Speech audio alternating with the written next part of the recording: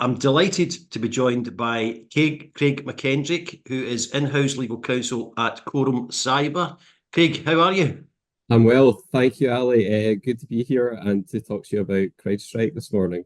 Yeah, well, brilliant. Well, thanks so much for doing that. This is the essence of the tech hub that we're looking to build out, which is members of the community bringing forward their expertise around particular areas and topics and things that happen. And we've all recently seen the impact of the CrowdStrike outage. I remember glancing onto my phone and seeing a breaking news story saying, oh, there's an outage that's affecting airports in Sydney, I think it was initially, was the one that I saw. And within about 45 minutes, the sheer scale of what was unfolding before our eyes, it was incredible, the global, aspect of it all. So it's brilliant that we're going to be able to talk through this incident, and you can tell us in a structured way really what went on. So starting right at the start, overview of the incident. Can you provide an overview of what happened in the outage and its primary causes, please? Yeah, I'll do my best. So basically, CrowdStrike is a cybersecurity provider. It's one of the largest. It has about 29,000 customers worldwide. So it's got about 20% of the market. Anyway, it has a platform called Falcon, and they look to push out an update onto Falcon. And essentially, the update went a bit wrong, a bit Pete Tong basically, and unfortunately because CrowdStrike is such a significant player, the incident just multiplied across the world. And as you say, it started in Australia and quickly spread. And Microsoft estimated that it affected something like 8.5 million computers within that day. So it really was a significant issue and outage for everyone that uses CrowdStrike. Yeah. No, it was incredible to see it unfolding. I thought it was just going to be one of these. You can see a random update that really doesn't become a story. Really, it just Yeah. peters out, and then you get something of the scale here. So going to the kind of technical issues, I don't want to drag you into areas that aren't necessarily those that in-house legal counsel, covers. But what were the technical issues that led to the outage, and how did that impact the global user base? So essentially, there was the issue was attributed to a channel file update. Apparently, that's what I'm told anyway. Which had, and those are the files that update the Falcon system, the cybersecurity system, sorry. And essentially, the update just wasn't quality tested or, checked or verified that it would work fully and correctly. And as we can see, that one quality control issue has had such a significant and massive impact throughout the world across, a huge range of industries and sectors. So just from like one developer's coding not being checked, you can just see how quickly it unfolds and how quickly it multiplies. So one little mistake can have such a significant impact on everyone, essentially. Yeah, I think it would be fair to say it was a bad day at the office for someone. Um, I I read, sent I out read, that, I read that that it was another own goal for the cybersecurity business, so we want to avoid those as much as possible. totally, totally. I noticed a typo in the Hey Legal Hub Weekly Digest this morning. I had my head in my hands, but thankfully it wasn't a global impactful mistake like this, or a lack of diligence really around it. And it's obviously had a massive impact on the company and its fortunes and reputation and all of that. So bringing it round to the legal sector. So we talked about aviation, and I know that the NHS was impacted. So maybe you could just give us an overview of the impact in various sectors, and were there any particular challenges or vulnerabilities that the legal sector faced due to this incident? So we have a number of clients, customers that work in the legal sector. They're legal firms. We weren't aware of any direct issue on the back of this incident, but I guess if you want to look at it from a overview, that firms that were affected or could have been affected, particularly in the legal sector, they could have been exposed to or due to the issue, they couldn't have been able to process or use their systems for payments or processing transactions. So obviously that's a significant one, particularly in the conveyancing sort of field. Exposure of client sensitive information as well. That's another big one when systems go offline or aren't operating as they should do.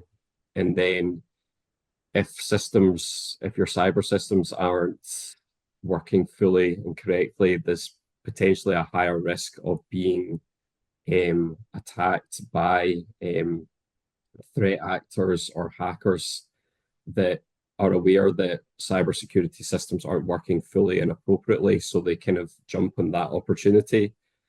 And then I guess probably finally is dealing with reputational damage on the back of your customers, your clients not being able to interact with you, not being able to process deals or transactions as well, because your systems cannot cope or cannot deal with this type of incident. So I guess that's something we'll come on to talk about is incident response situations, but it just goes to show that, there are risks for every type of business out there, and it's just really important to make sure that there are plans out there to mitigate them. Yeah. And there was two aspects of this that really struck me. One was obviously the global impact. So it shows you how delicate all of that is, because someone somewhere, wants to do a software update, doesn't test it enough, and look at the chaos that unfolded across all these sectors and all these different territories. So that was really quite stark, because it shows you that the whole connectivity that we have these days, threats are just not in your own organisation around about you or visible. It's something happening somewhere in some part of the planet can impact on you quite profoundly. Yeah. And then it's also the reliance on technology. I think I've used this line in the technology course, that we're all law firms and organisations are becoming our media companies, are putting out content, but we're also technology companies, because they're so reliant upon it. We may have own products, or they're just using it for every aspect of what we do. So coming to the specific risks for law firms, you've talked about, obviously they're very secure, dealing with confidential data. And it's obviously a very compliance-driven environment. So what kind of preventative measures should law firms take to try to mitigate this type of outage in the future? Maybe not impacted by CrowdStrike, but it gets it on the radar, doesn't it, to say, how do we make sure we're totally resilient here? Because we need to be. Yeah. Law firms need to take a variety of steps to ensure or to try their best that they're protected. I think being 100% protected is very, very difficult, because you can have a huge number of systems and processes in place, but all it takes is for one individual to click on a malicious link, and then malware can be embedded in your systems for days, weeks, months. I guess if we're looking at some preventative measures, particularly on the CrowdStrike theme, you may want to have a range of cybersecurity tools, in that you don't have, you're not dependent on perhaps one single vendor, but that's maybe just being a bit overly sensitive in regards to the CrowdStrike issue.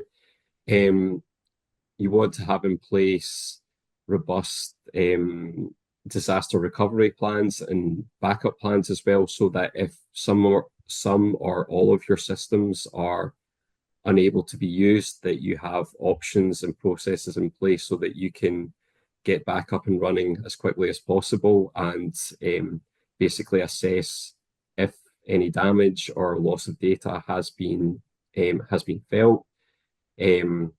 I guess another one that cybersecurity companies can help with is conducting regular security audits and vulnerability assessments to check your own systems so that they're up to date and robust and protective. That's another important one. And having a lot of internal staff training as well. And access control is quite important as well, in that you want to ensure that members of staff are only accessing the material that they need to. They don't have access to systems that are not relevant to their role, or perhaps have access to sensitive data when they don't need to have that access within their role. So I guess those are some of the kind of headline preventative measures that we would highlight or recommend. All sounds very wise and prudent, I have to say. So thanks for that. Incident response planning, when we turn to that. So basically, I'm picturing the horror scenario of CrowdStrike or something similar, or ransom attack, or whatever it's going to be. Though I did see an article talking about it's in the Times, I think, yesterday, saying that many people aren't reporting these like ransomware attacks because they don't, they've been told not to by law firms or something. It was in I can put a link in the and I'll send you the link for it. But if something happens along this nature, either software update or something more sinister, how important is it to have an incident response plan? What should it include? What do you actually do at that moment? Yeah, I guess incident response plans can be very tailored to like a specific business within a specific sector. So just talking kind of overview, headline points, like a proper incident response plan should have, clear roles for people and clear responsibilities as well, to set out exactly what needs to be done and what needs to be communicated and what actions need to be taken by those individuals. Communication's a big point. So how do you communicate internally about the plan and what needs to be done, and also what you need to tell clients, customers, or external stakeholders about what incident has taken place and what you're doing to rectify it. And particularly on the back of that, you need to be very careful about dealing with particular timeframes about dealing with those, because if there's data in play or data loss, then obviously you have to inform regulators and your clients and customers as well. Again, with incident response planning, you need to be looking at data backup and recovery procedures so that you know what you need to do to be getting back online. And crisis management strategies as well. Everyone says don't panic, but that's basically that's it in a nutshell. Whilst an incident response plan's a bit artificial, it's still a really important, crucial document to have written down so that you can take a breath and look to say, this is how we'll manage it, and this is what Ali will do, this is what Craig will do, so that you can take a breath, look at the situation and decide what needs to be done. And then obviously once that's all over, you're looking to review what happened, what steps were taken to mitigate the issue, and I guess what you could do to improve upon it next time if it happens the next time. Yeah. No, I'm sure there are many people watching who are in firms and you just don't have that type of plan in place, and that's no criticism. There's a million things to do and all of that, and there's different tech environments, as we talk a lot about in the course and the Legal Tech Conference, and so sometimes you just don't have a resource for this, but certainly getting something in place along the lines that you've talked about sounds crucially important. In terms of like best practices, so you've got an incident response plan, just what kind of guidance would you give around cybersecurity best practices for law firms? I guess they're kind of similar points that we've already talked about. You need really good, effective employee training, regular employee training about cybersecurity awareness and like best practices, so that whilst the majority of people in a law firm or a business don't aren't dealing with significant or complex cybersecurity issues, they still have an awareness of like the headline points of don't click on dodgy links, don't forward suspect emails, pass it on to someone that knows and understands how to, address these or review these types of like phishing emails, those types of situations. So building awareness and best practices via employee trainings, like one of the first points. I guess internally anyway is having like access control or robust access control so that you don't get access to data unless you really need to. So that's another important point. Security assessment so that you can identify any vulnerabilities in your exterior systems or internal systems as well. Staying up to date with all your systems so that Microsoft patches, when they're released, making sure they're updated and current, and you do have all the latest software patches. Obviously, that's a bit contradictory in regard to CrowdStrike because that was a software update. But the headline point is, whether it's Microsoft or Apple, update your software promptly because, there are real security issues if you don't. Having data encryption to protect sensitive or client or customer information, that's another key point.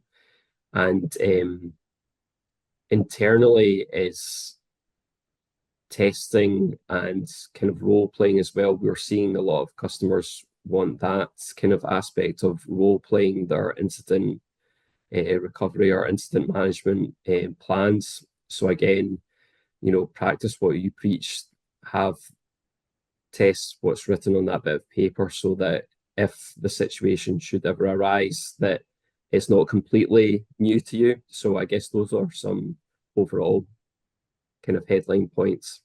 Yeah, that's brilliant, Craig. Thanks. All key topics, and we'll provide a transcript of this as well, and people will be able to break down the component parts of what's there. One part of it might be around the role of cybersecurity insurance. So something like many topics, something I know very, very little about. So what is the role of that for law firms? Should you have it specifically for this? Is it bundled into other documents? What's it there for, and what should it do? Not wanting to get into recommending cybersecurity insurance products because I'm sure someone will report me to the FCA, but I guess cybersecurity insurance, like all insurance, offers a form of protection for businesses against levels of risk. And unfortunately, businesses are seeing a far higher level of risk associated with cybersecurity issues or hacking or phishing.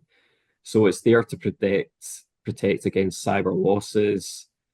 A lot of policies that we see or that we kind of get pulled in on the back of provide expert assistance. So that's when Quorum Cyber can come in on the back of an incident and help a business that's been affected by a breach or a hack. We can come in and help, assess effectively the damage and look to retrieve data and put the systems back in place. The policy may also give coverage of legal fees and regulatory fines as well, just depending on the policy. And it may also, I guess, provide some business interruption coverage as well. But again, that could be policy dependent, but those are the types of risk mitigation that these policies have. And, they do provide a level of comfort to people. So, there is a benefit in having them, and they help to deal with certain cyber incidents as well. So, yeah, that's what I would say to that. Absolutely. I'm sure it's like all insurance, it's the type of thing where, if you've got it, once you're in the eye of the storm, then you're absolutely delighted. And if you haven't, then, it's a complete and utter nightmare. So that's what we pay insurance for. We've got to cover ourselves. you know, equally something as well that can deal with loss, but also deal with reputational damage and things to say that, you know, we did have robust practices, we do have robust insurance, etc., etc. So thanks for that. Going forward, big picture, blue sky thinking, whatever. You know, we live in I read an article the other day that said, we've always talked about the future. You know, in the future, it's going to be it's going to be a lot warmer. You know, in the summer, and it's going to, and you know, and we're going to have deep fake technology or AI and whatever. And the article just said the future's just here. It just seems to get quicker. You know, when we talk about the future, actually within 6 months, it's actually arrived rather than 2 decades. So cybersecurity, fast evolving world. How do you see that trends, or what do you see in the horizon for the legal sector? I guess looking at from like the big picture, we're going to see like increasingly sophisticated cybersecurity threats, and I'll dovetail that with one of our favorite topics, and that's AI. I think hackers and threat actors will become increasingly sophisticated and build on the use of AI for malicious purposes. So law firms, all other commercial enterprises will see increasingly sophisticated threats to their business and to their cybersecurity. So that, I guess that's one point. My own point of view, I think we're seeing a real rise in the number of ransomware attacks and data extortion attacks. I think even looking at the number of attacks that have taken place within the UK, even to say like the NHS and different trusts. I mean, there's been a number of hospitals in London that have been affected. I believe Dumfries and Galloway had a ransomware they've been affected badly by, a significant number of patient records being stolen and then made available in the dark web. So I think as a business model, hackers will look to increase the amount of ransomware and cyber attacks and data extortion attacks, basically. Whilst I guess you've got to look at the development of AI twofold, in that it will help us protect ourselves, but at the same time, it gives threat actors, greater tools to try and influence and come inside, businesses for malicious purposes. So AI is a really two-sided weapon, I guess. And whilst we need to do more to protect our businesses, we shouldn't look at it always as a defensive action. We should look at it as like a proactive approach. So we need to be better at looking at threat hunting and detection. So I guess that's one of the